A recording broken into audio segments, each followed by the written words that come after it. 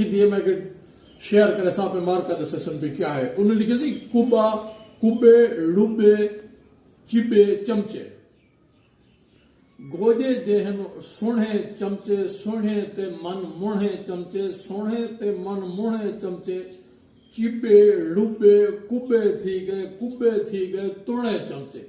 कमाल बाल लिखी प्यासी, कुबे थी गए तुणे चमचे, चंद्र तो देख के चीकन चिलकन आखन तय तू सुणा गोदा। चंद्र तो देख के चीकन चिलकन आखन तय तू सुणा गोदा, सुणा ते मन मुहणा गोदा। साडा गोदा विस्मयाला थे, साडा गोदा विस्मयाला थे, तू आसमान ते क्यों बलदा पई।